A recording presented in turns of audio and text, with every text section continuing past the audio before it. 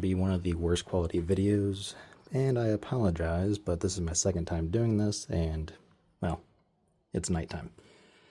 Basically, this can be how to kind of make your forks stiffer overall for, whatever comes with the what are these, the ALX 32RC. It's from Fast-Ace. It's what comes with the ERide Pro 3.0 and the SR.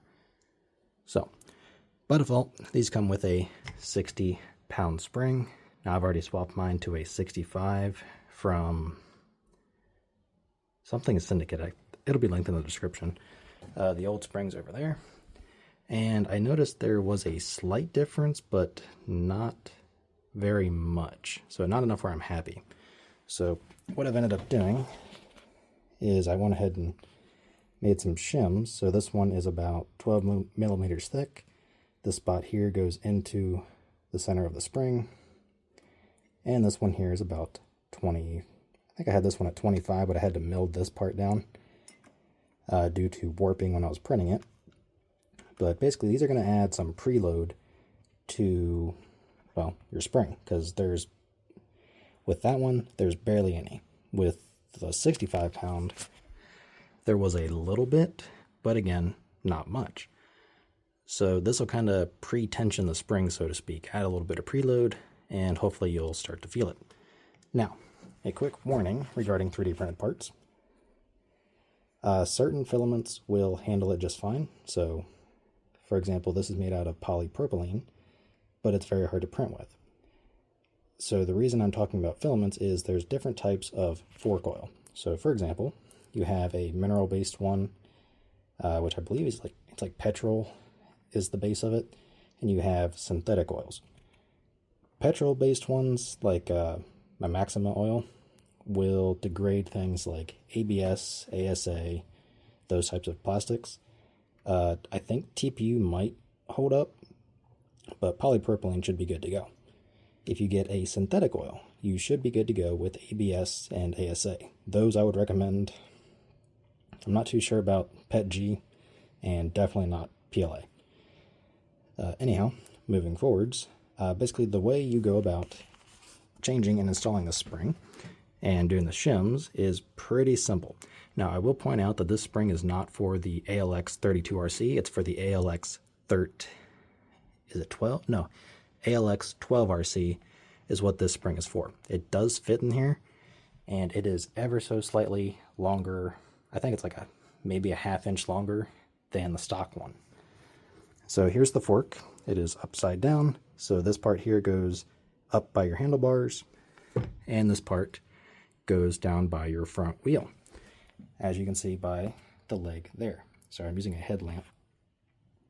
So all you have to do is I would get a vise, and I have some foam pieces that go on each side, and just set it in the vise, clamp it down relatively snug, not tight because you don't want to crush the tube, and make sure you do it on this part, because you're going to be spinning that leg off, and they do put some form of thread lock on there. So the vise with these was not enough, so I had to go resort to the big channel locks. Now, the channel locks would obviously score the tube, cause a leak, and who knows what other damage. So let me find a spot to rest this. It is a giant mess in here. You can take, I've seen people use like inner tubes for bicycles. That'll work. I use this really heavy gauge, I don't know what wire, but the outer sheath gripped it pretty good. So I just looped it around 1 or 2 times, then gripped the wire with the channel locks, and that held it in place pretty tight.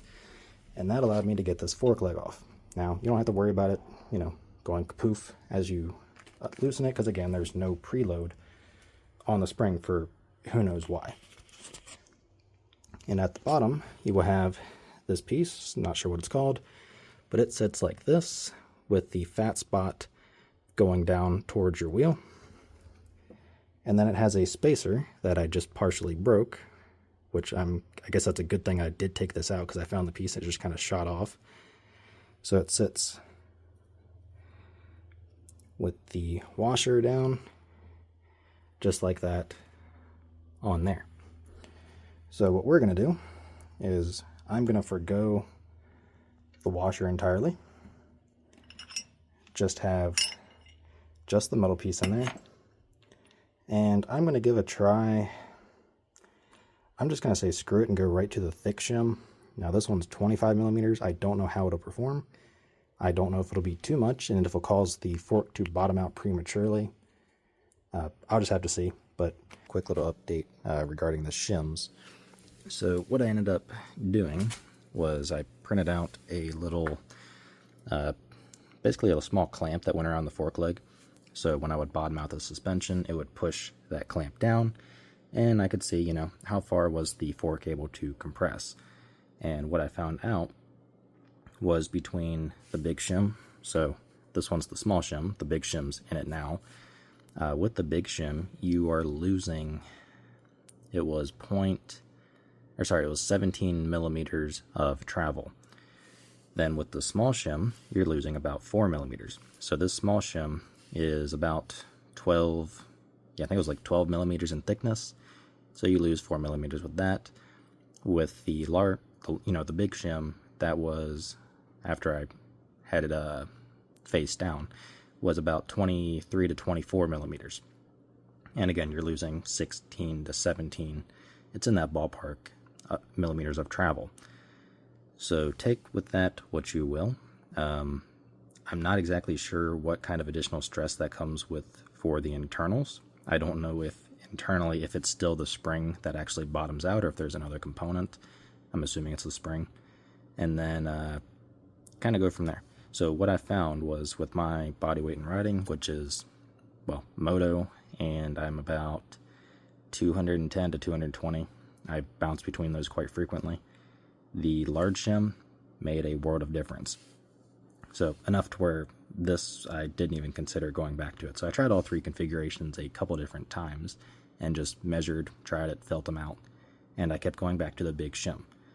So yeah, do with that what you will. Again, this one here is about 12 millimeters.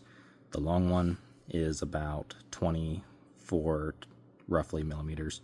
So you're going to lose some travel, but you're going to gain a lot of additional stiffness in the fork, and you're going to be riding a lot higher in the stroke rather than, you know, anytime you land a jump, go up a face, get hard on the brake, the forks just don't dive like they used to. So yeah, as mentioned, these will be linked in the description if you want to print them out yourselves. Remember what I said earlier regarding materials. Double check and fact check because I don't entirely know for sure. But yeah, just do your due diligence. But given this is just a spring side, there's no dampening for compression or rebound going on. You can put whatever fork oil in there, whatever weight. I would just get cheapo 5-weight synthetic oils if you're, you know, limited on what you can make. But yeah, so this part here, like I mentioned, this will go onto the spring like that. Then the fork leg will come over it. And the reason I should have mentioned this before, I don't recommend separating the tubes because of one reason. This, when I had just this part, I really struggled to get that on. With them together, because the cap holds everything together, I can kind of, let me show you what I'm doing 1 second. I can extend it. So now the plastic's up here, it'll be very easy to thread on. So if I push it back in to kind of give an example, that would be why. So it just makes it very easy. But yeah, I will post the results in the comments and pin it. Okay, not sure. Oh, duh, I put the thin one in there. I was wondering where it went. And I'll tell you which one I found works best. But if I end up liking this one and don't have issues, that'll be what I use.